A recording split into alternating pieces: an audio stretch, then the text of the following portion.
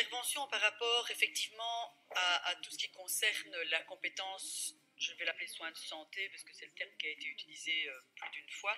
Je crois que j'ai eu l'occasion, peut-être trop en long et en large tout à l'heure, de le développer, mais avec la conviction de faire passer le message que l'activité et la compétence de la santé étaient bien un axe prioritaire de notre province. Bien sûr, je crois qu'en entrant ici ce matin, je ne parle pas de l'entrée de l'extérieur parce que la présence du personnel, la présence des syndicats paraissait tout à fait légitime. Je crois que les instances syndicales jouent leur rôle et que l'inquiétude du personnel, elle était tout à fait légitime d'être démontrée, en tout cas aujourd'hui symboliquement, et par les mails qu'on peut recevoir quotidiennement.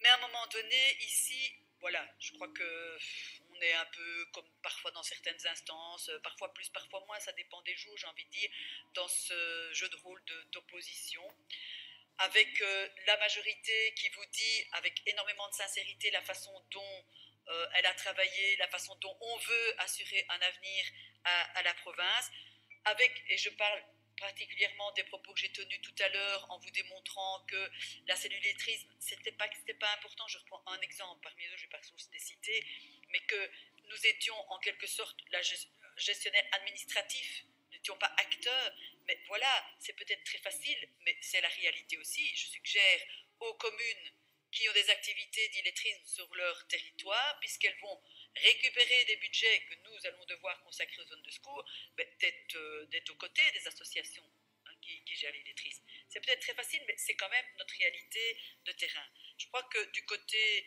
de l'opposition, du PS, que ce soit par la voix de Madame Daff, à l'intermédiaire de M. Luberto ou de M. Piret, qui a lu un grand mail très intéressant, très prenant, mais que nous avions déjà reçu et que nous allons bien sûr y répondre aujourd'hui ou en tout cas au plus tard des débuts de semaine. Je crois qu'il y a des propos très populistes. On reprend des choses parce qu'on a envie, parce qu'aujourd'hui c'est une séance publique, de pouvoir lancer et se faire écouter et se faire évidemment entendre par le public.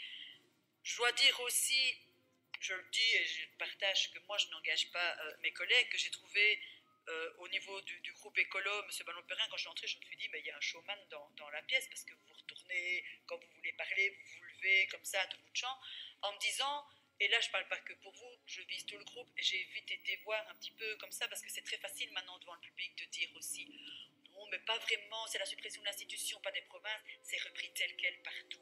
C'est suppression des provinces. Si on doit attribuer, parce qu'on l'a entendu, nous sommes le collège fossoyeur des provinces, je crois que c'est le terme qui est plutôt attribué au groupe écolo. C'est écrit, j'ai été relire des interventions de ministres à la région où c'est dit clairement. Mais c'est pas grave, il faut l'assumer. Et d'autre part, dire maintenant, oui, mais pas les compétences, en tout cas pas les services. Mais ça, je l'entends dans mes oreilles, c'est resté dans ma tête. C'est, oui, mais les services n'ont qu'à être pris par les communes, n'ont qu'à être pris par la région. On sait très bien que c'est pas faisable. Donc, à un moment donné, on éclaire chacun ses positions. Et c'est très facile pour le CDH d'en parler parce qu'on n'est pas à la manœuvre. Mais je regarde mon chef de groupe, on a aussi l'honnêteté de dire que dans notre propre parti, effectivement, il y a des gens qui sont pour la suppression des provinces. Et quelque part, on l'a entendu tout à l'heure aussi, il y a des bourgmestres qui siègent dans d'autres institutions, et évidemment, puisque quelque part, on est un peu pris en otage, une province. Nous avons dans l'Assemblée des bourgmestres, des échevins, nous avons des amis aussi partout à travers toute la province. Les bénéficiaires de ce que nous, on nous prend, ce sont les communes.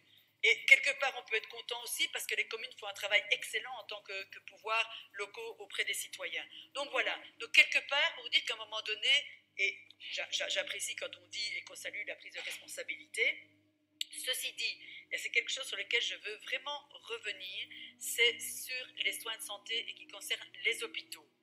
Parce que le mot désintérêt, c'est faux, totalement faux. Reprendre, et c'est là que je parle de populisme aussi, le fait de dire on a applaudi des gens, mais on les applaudit tous les jours, on n'a pas arrêté de les applaudir, même si physiquement on ne sort plus de sa maison. on est toujours évidemment très respectueux, mais c'est justement parce qu'on est très respectueux et parce qu'on estime que c'est quelque chose d'important dans notre société, les soins de santé, qu'on se dit que dans un principe de bonne gouvernance, laissons la gestion des hôpitaux à des experts, à des professionnels. Je pense qu'il y a très très peu de politiques qui peuvent se targuer d'avoir toute l'expérience nécessaire pour gérer au mieux les hôpitaux. Et surtout en plus maintenant dans cette optique de réseau. Alors, je vous le dis parce que la province prend ces initiatives, a pris cette initiative, je peux déjà vous le dire sans dévoiler trop, mais qu'on ne sera certainement pas les seuls. Ça ne veut pas dire un désintérêt ni un manque de respect des hôpitaux, de son personnel, je l'ai dit que du contraire.